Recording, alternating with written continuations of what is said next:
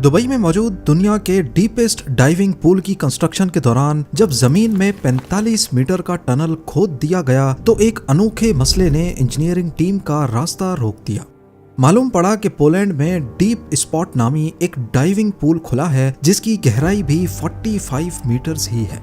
अब जाहिर है अगर दुबई को डीपेस्ट पूल का वर्ल्ड रिकॉर्ड चाहिए तो उन्हें इसकी गहराई को 45 मीटर से 60 मीटर्स तक करना होगा। पर यह काम जितना सुनने में आसान लग रहा है उतना ही करने में मुश्किल।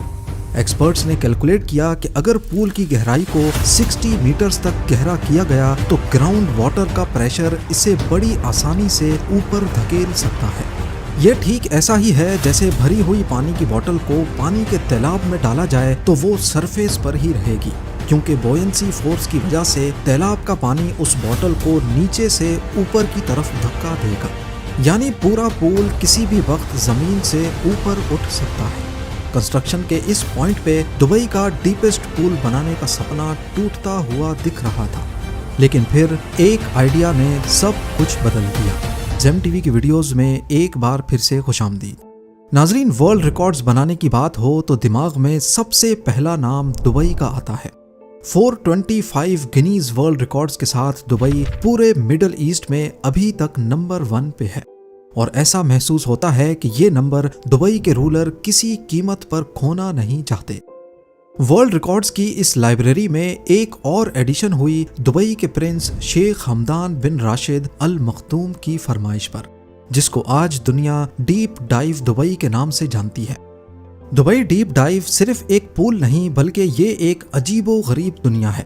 197 फीट्स या 60 मीटर्स की गहराई के साथ ये दुनिया का सबसे डीपेस्ट पूल है, जिसमें करीब 1 करोड़ 40 लाख लीटर्स पानी मौजूद है। इतना ही जितना 6 ओलंपिक स्विमिंग पूल्स में होता है, या फिर जितना 90,000 लोग पूरे एक दिन में इस्तेमाल करते हैं।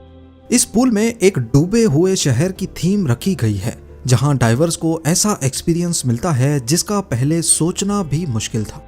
पूल के पानी को साफ रखने के लिए नासा की मदद से एक ऐसा सिस्टम बनाया गया है जो हर 6 घंटे में पूरे 14 मिलियन लीटर्स को साफ कर देता है। चाहे बाहर का टेम्परेचर 50 डिग्री सेल्सियस हो या 20 डिग्रीज, पूल का पानी डाइवर्स के आराम के लिए हर वक्त 30 डिग्रीज पे ही मेंटेन रहता है। पर हम यहाँ डीप डाइव की खूबियों से ज्यादा इसकी कंस्ट्रक्शन टेक्निक्स में इंटरेस्टेड हैं, क्योंकि इंजीनियरिंग कम्युनिटी का मानना है कि दुबई का ये डीपेस्ट पूल किसी इंजीनियरिंग के करिश्मे से कम नहीं है। डीप डाइव दुबई की कंस्ट्रक्शन के दौरान इंजीनियर्स को किन किन मुश्किलात का सामना करना पड़ा, बिना टाइम जाया किए इन पर एक नजर डालते हैं। सबसे पहला चैलेंज था प्लानिंग और डिजाइन का। क्राउन प्रिंस शेख हमदान चाहते थे कि कोई ऐसा डिजाइन हो जो दुबई की कल्चरल वैल्यूज की एक झलक दिखा सके। ऑयल और टूरिज्म से पहले दुबई में पर्ल डाइविंग का बड़ा काम था। प्रोफेशनल डाइवर्स बिना स्कूबा गियर्स के खुले समंदर में कूदते थे और सी शेल्स को ढूंढकर उसमें से मोती निकालकर बेचा करते थे। दुबई की इकोनॉमी का बड़ा हिस्सा पहले पर्ल डाइविंग पे ही डिपेंडेंट था। इसी आइडिया को नजर में रखते हुए डीप डाइव को सी शेल की शक्ल दी गई। एक ऐसा शेल जो दूर से देखने पर समंदर किनारे एक खुले हुए शेल की तरह लगे। पर यह तो रहा इसका आउटर फसाद। फैसला अब यह करना था कि इसके अंदर दुनिया का डीपेस्ट डाइविंग पूल कैसे बनाया जाएगा। दुनिया भर से आर्किटेक्ट्स और इंजीनियर्स बुलवाए गए जो इस प्रोजेक्ट के लिए रियलिस्टिक आइडियाज दे सकें। सबसे आसान तरीका था कि 45 मीटर्स ऊंची एक मजबूत बिल्डिंग खड़ी की जाए और उसके अंदर पानी भरा जाए। पर इस आइडिया में एक मसला था। ये पूल 45 मीटर्स गहरा तो बन जाएगा, लेकिन वर्ल्ड रिकॉर्ड बनाने की शर्त यह है कि पूल जमीन के ऊपर नहीं बल्कि इसके नीचे बना हुआ हो। दूसरा ये कि दुबई एक बहुत गर्म शहर है। अगर पूल जमीन से ऊपर बिल्डिंग में बनाया गया तो माहौल की गर्मी पूल के एटमॉस्फेयर को भी अपनी लपेट में ले सकती है। दुबई के क्राउन प्रिंस चाहते थे कि एक ऐसा पूल बने जिसके न सिर्फ डिजाइन बल्कि उसकी गहराई के बारे में भी दुनिया बातें करे। तभी फैसला किया गया कि दुनिया का सबसे गहरा डाइविंग पूल जमीन के नीचे खोदा जाएगा। जमीन में एक शाफ्ट खोदी जाएगी जो हॉरिजॉन्टल नहीं बल्कि वर्टिकल होगी। और यहीं से शुरुआत हुई एक नए चैलेंज की, और वो था एक्सकवेशन। इंजीनियरिंग टीम का चैलेंज एक ऐसी शाफ्ट खोदने का था जो चौड़ाई में 65 फीट्स और गहराई में 147 फीट्स होगी। इस शाफ्ट को सिर्फ खोदना ही नहीं बल्कि इसके बॉर्डर पर एक दीवार भी खड़ी करनी थी जो इस शाफ्ट को कोलैप्स होने से भी रोकेगी। इंजीनियरिंग की जबान में इस दीवार को डायाफ्राम वॉल कहा जाता है। इस काम को अंजाम देने के लिए एक खास एक्सकवेटर मंगाया गया। मशीन की मदद से 147 फीट्स की गहराई तक एक पिलर जितनी चौड़ाई का खड्डा खोदा गया। फिर इसमें स्टील केज डालकर कंक्रीट भर दिया गया और फिर इसी तरीके से छोटे छोटे चंक्स में पूरी डायाफ्राम वॉल बनाई गई। इस पूरे प्रोसेस में टोटल 2 महीने से भी ज्यादा का वक्त लग गया। इसके बाद काम शुरू हुआ खुदाई का। प्लान ये था कि 5-5 मीटर करके खुदाई की जाएगी 45 मीटर्स नीचे तक, जहां तक डायाफ्राम वॉल मौजूद है। पर पहले 5 मीटर्स की खुदाई के बाद ही एक नया चैलेंज उनका इंतजार कर रहा था, ग्राउंड वाटर से निपटने का। डायाफ्राम वॉल बनाने के बाद जब एक्सकवेशन का काम शुरू हुआ तो 8 मीटर्स के बाद ही जमीन के नीचे से पानी निकल आया। अब क्योंकि डायाफ्राम वॉल चंक्स में बनाई गई थी, इसी वजह से इसमें छोटे छोटे गैप्स मौजूद थे और इन गैप्स में से ग्राउंड वाटर आसानी से निकलकर टनल के बीच में जमा होना शुरू हो गया। ग्राउंड वाटर को मैनेज किए बगैर एक्सकवेशन का काम जारी रखना मुमकिन नहीं था। इस मसले से निपटने के लिए पंप्स लगाए गए जो लगातार पानी को बाहर निकालते रहे और साथ साथ एक्सकवेशन का काम भी चलता रहा। अगले 2 सालों तक खुदाई होती रही और इस पूरे अरसे के दौरान पंप्स भी लगातार चलते रहे। दुबई डीप डाइव के लिए टोटल 45,000 टन मिट्टी, रेत और पत्थर का मलबा बाहर निकाला गया।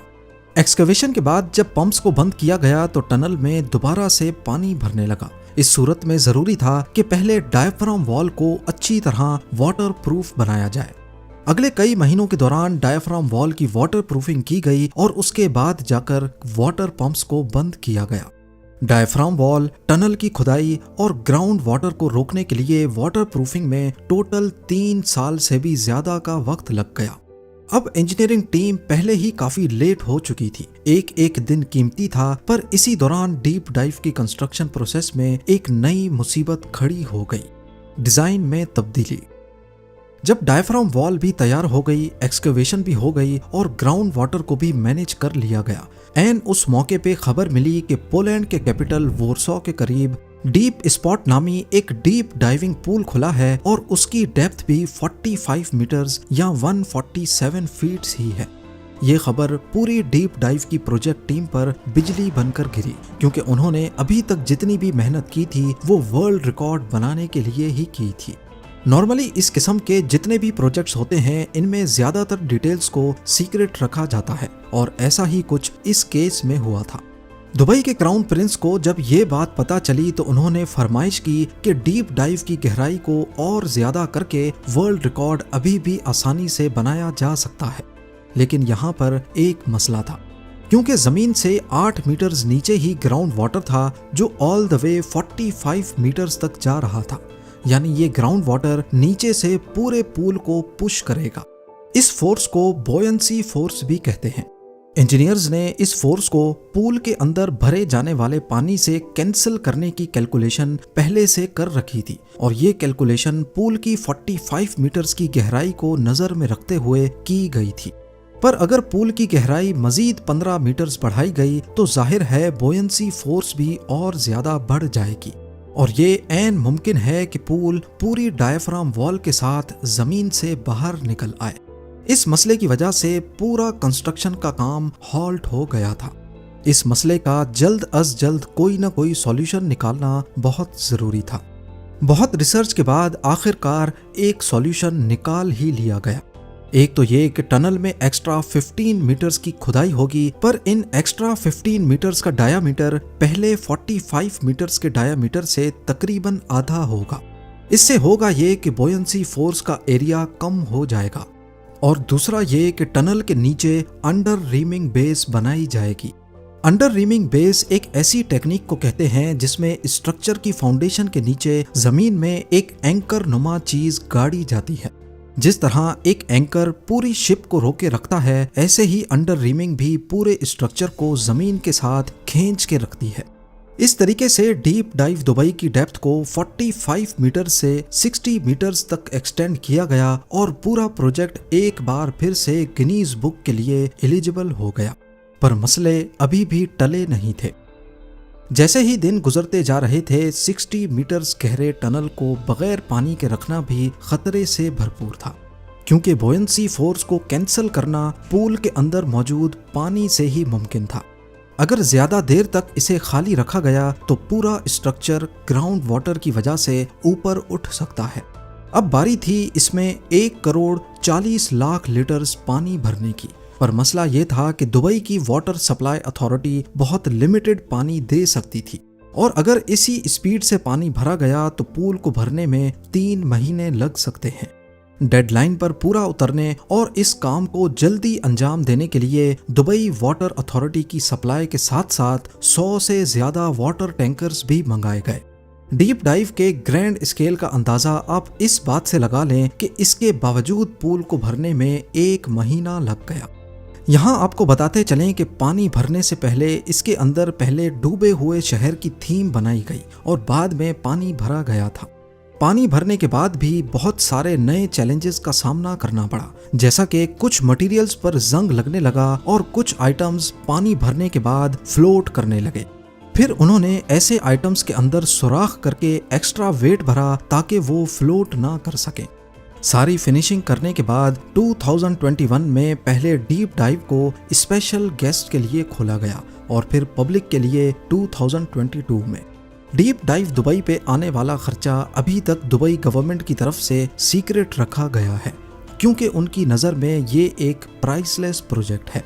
इस बारे में आपकी क्या राय है, मुझे कमेंट सेक्शन में ज़रूर बताइएगा। उम्मीद है जेम टीवी की ये वीडियो भी आप लोग भरपूर लाइक और शेयर करेंगे।